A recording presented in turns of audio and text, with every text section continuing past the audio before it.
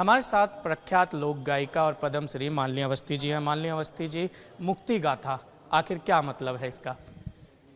भारत की मुक्ति की कहानी, मुक्ति गाथा, यही सुनाने का आशय है। वैसे भी हम लोग स्वाधीनता का ये अमृत महोत्सव वर्ष है, अमृत महोत्सव मना रहे हैं। और अमृत महोत्सव मनाने में ये पूरी कवायद है कि हम एक बार फिर से उन पन्नों को पलटें, अपने इतिहास को जानें, अपने अमर बलिदानियों के जीवन चरित्र का पुनर्पाठ करें, पुनर्सुमिरन करें। यही इसी आशय से मुक्ति गाथा मैंने स्वयं लिखी। और इसकी खासियत यह है कि वो सारे गीत जो अंग्रेज़ों ने प्रतिबंधित किए थे, उन गीतों को लेकर के ये पूरी कहानी है। आपके सामने पूरे गीतों में ये 90 साल का सफ़र, 1857 की लड़ाई जब हुई उसके पहले की स्थितियों से लेकर के 1947 में आज़ादी मिलने तक, तो ये पूरी कहानी है।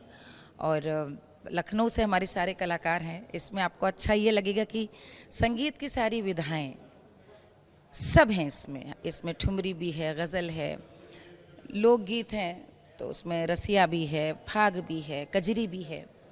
और इसी तरह से इसमें भाग लेने वाले जो हमारे कलाकार वृंद हैं वो भी लोक कलाकार भी हैं, कथक के भी हैं और वादक कलाकार, गायक कलाकार। तो मुझे लगता है आपको अच्छा लगेगा, ऐसा लगेगा जैसे आप कोई किताब पढ़ के निकले हैं।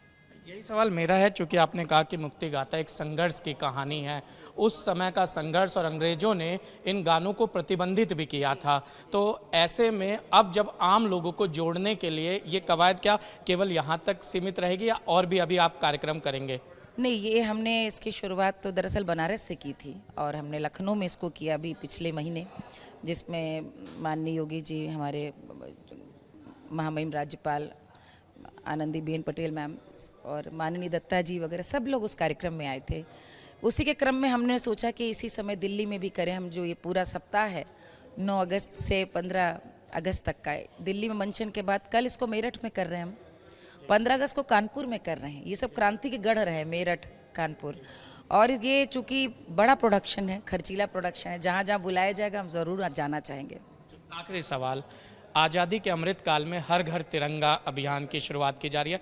आप चूँकि एक लोक गायिका हैं, इन तमाम चीज़ों को देखते हुए आपको लगता है कि अभियान लोगों को देश प्रेम से जोड़ रहा है? बिल्कुल, मुझे लगता है कि ये अपने आप में एक बहुत अच्छी पहल है। देखिए, पहले तो तिरंगा एक बहुत, उसको लेके बड़ी औपचारिकताएं, लोगों में जितना सम्मान है उसके साथ साथ कहीं ना कहीं ये भी था कि घर पे लगा सकते हैं कि नहीं, कैसे लगाएं। अब की बार सरकार स्वयं प्रेरित कर रही है और मुझे लगता है एक तिरंगा तो राष्ट्र के प्रति पहला हमारा एक संस्कार होता है। उसको देख करके हम देश के बारे में गौरव अनुभव करते हैं। मुझे लगता है इतनी सुंदर पहल है। आप सब भी अपने अपने घर पे न सिर्फ तिरंगा लहराइए, बल्कि एक चीज़ और कहना चाहूँगी कि उस दिन सुबह 6:30 बजे भोर में पंडित ओंकार नाथ ठाकुर जी ने वंदे मातरम गाया था। 2 पंक्तियां तो अगर आप सुना देती हमारे दर्शकों को।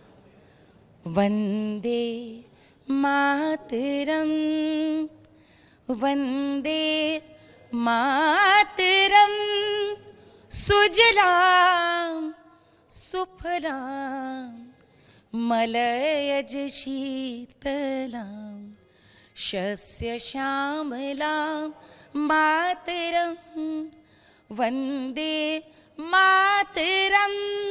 तो ये सभी गीतों का पुनर्पाठ हो, यही हमसे बातचीत करने के लिए। तो ये थी हमारे साथ पद्मश्री लोक गायिका मालिनी अवस्थी। वीडियो जर्नलिस्ट सिद्धार्थ गुप्ता के साथ निशांत राय, न्यू नेशन, दिल्ली।